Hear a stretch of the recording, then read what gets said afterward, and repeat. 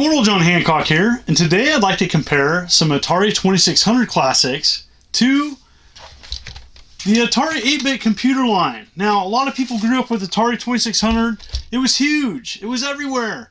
And not so many people experienced the great upgrades to Atari classics on the 8-bit computer line. So today, I'm going to showcase the physical cartridges and talk about some game differences between the two. Let's check it out. Defender on the Atari 2600 came bundled with a bunch of cool stuff. Originally, it came bundled with the Atari Force, and this was a great full-color comic book. And, you know, it just had some really neat artwork in there, and by Detective Comics. And here's the manual. Here's the original release Defender. And Sears Telegames also came up with their own version. Same game, just different packaging and instructions. And also came with an Atari catalog, which you could then ooh and ah about the upcoming games coming out for Atari. Sadly, I just have a loose cart for Defender for 8-bit, but just wanted to show the differences that, you know, typically Atari 8-bit computer games came bundled in these oversized boxes. Here's Star Raiders for an example. And so, you know, they were huge. Later on, they shrunk the boxes and made them more space friendly. But, yep, that's what Defender came bundled with. Here it is. This game was probably purchased quite a bit by many people who had an Atari 2600. But looking back at it, it's not that good. You know, your ship disappears when you fire your lasers, and that was due to the limitations of the 2600 at the time, you know, and it just wasn't that good. To do your smart bomb, you'd have to go behind the city and then press the fire button. You only have one button for all the controls. And, you know, it's kind of here. It's not a terrible version of Defender. I mean, if you like Defender, you're probably going to at least play this and appreciate it for what it is. But it's not that good.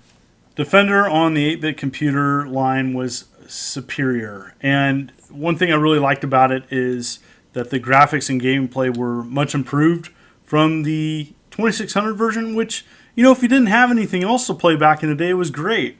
You know, but playing it on the 8-bit line, lots of reasons to like it better.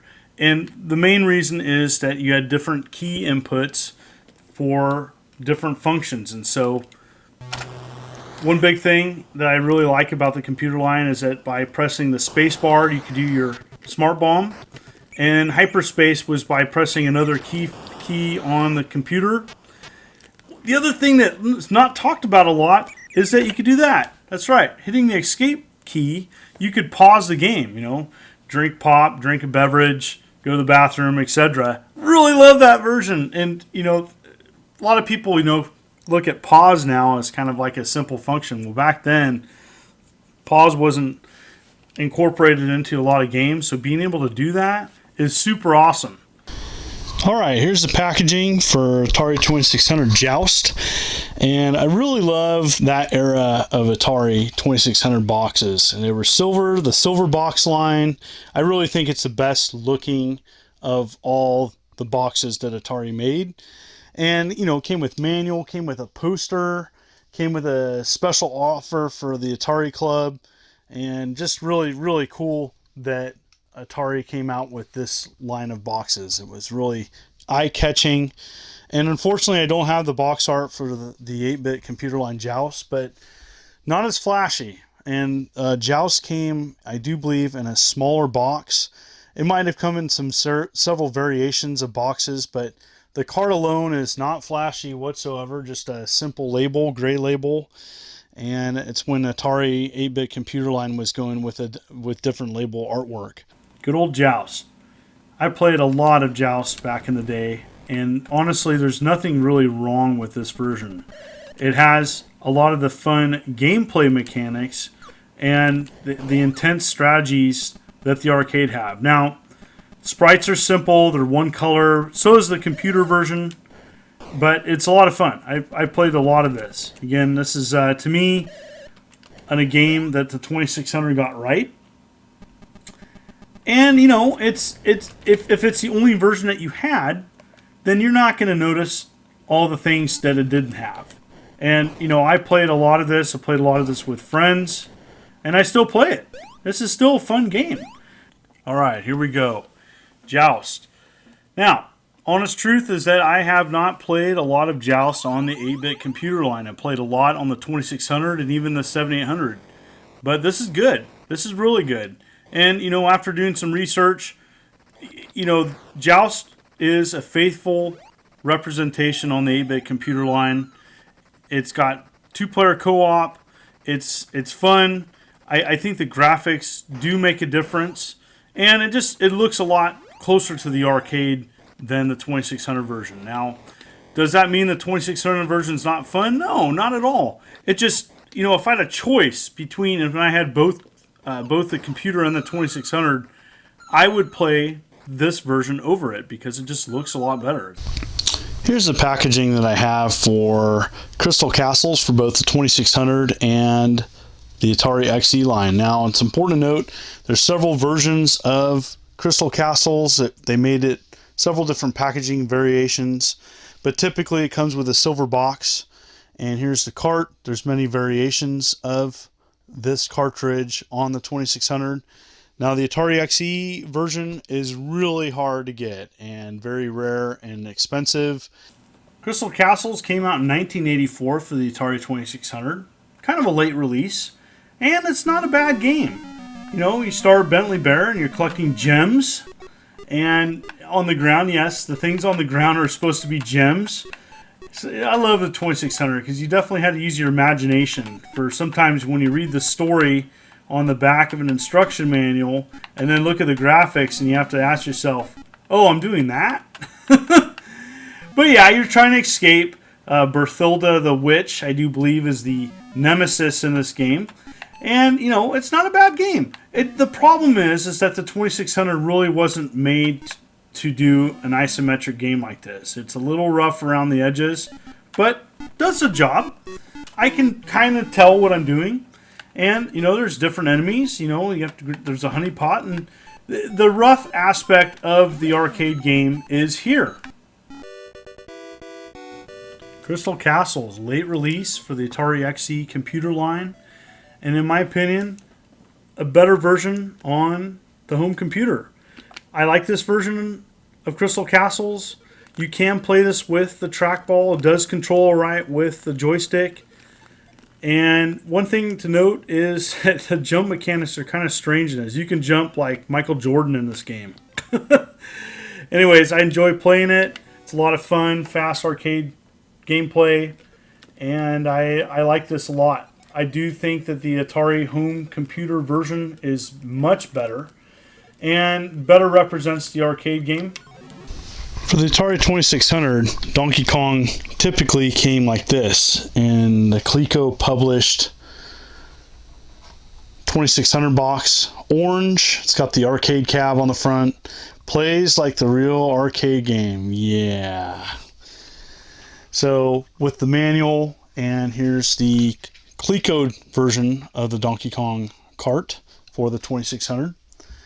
And then later on, it was repackaged by Atari, and it came in the maroon packaging and with the 2600 Junior line.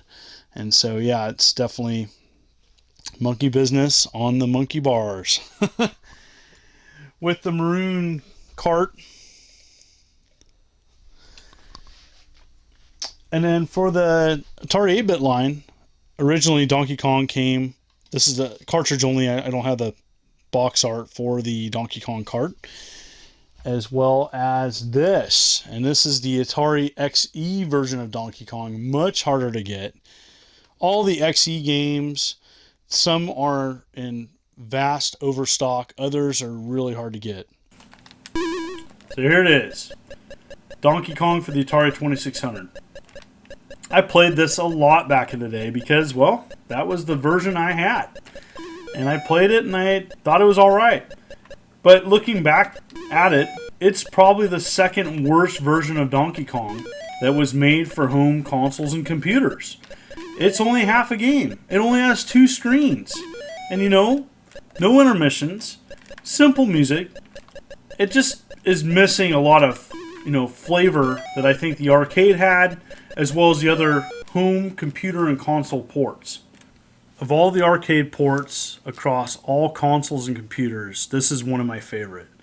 Donkey Kong for the Atari 8-bit computer line is amazing. It is just simply amazing. And the fact that it was an original release, this wasn't a late release, this came out, this was readily available. Back in the day, Donkey Kong was one of the best home ports of the arcade game, and let me show you why. It has the intermissions from the arcade. It also has all 4 screens, but that is not why I prefer this version over the others. For whatever reason, this version of Donkey Kong is the best controls. It has the best controls. Hands down, my favorite controls of any port of this classic arcade game, and I love it. It is so easy to control. Mario is a dream to control in this. Jumping and moving mechanics are amazing, and it makes me like to play it. There are many variations of Pac-Man on the 2600 that I have in my collection, and I have a loose cart to show the differences for the Atari 8-bit. Pac-Man sold rather well. It just didn't sell as well as Atari wanted it to on the 2600. Here's a standard box Pac-Man, and over time they bundled it in with the 2600. I have a cool not for resale box, and I don't know the story behind this one, but I have it in my collection, but I do have the signature. I met Todd Fry in person, and so I have a signed cartridge and box to go with it. Now, over time, Pac-Man even had a late release in '87. I can't believe that. That's such a late release. And with a corresponding cart. Really nice shape. And then even Sears Telegames had its own release with the black box and matching cart. Very cool. So here it is. The Atari 2600 version of Pac-Man. Now, this is far from its arcade counterpart. I was one of the many people that played this back in the day. In fact, it was one of the first Atari 2600 games that I played, used, when I picked up my first 2600 used with a black and white TV. Now, if someone back in the day says, hey, this version of Pac-Man that you're playing, it's not that good, I would have looked at them and said, I don't care because it's the only version that I have. Now, millions of people purchase this game. A lot of people, they dog on this version of Pac-Man. And, looking back, hindsight, yes, this game could be a heck of a lot better. But a lot of people back in the day didn't know any better. This was just what the version of Pac-Man that was offered by Atari was heavily promoted. And, it could have been a lot better and wasn't. A lot of squares, not a lot of bells and whistles. I kind of put this in the same category as Donkey Kong. Another great arcade conversion is Pac-Man. Now, it's not arcade perfect, but it's vastly better than the 2600 counterpart. Now, I'm not a 2600 Pac-Man hater. I don't think it's a terrible game. It still includes the gameplay mechanics of the arcade, but look at this. This looks like Pac-Man. It has a lot better graphics. It has definitely better sound, and more importantly, it looks closer to the arcade counterpart.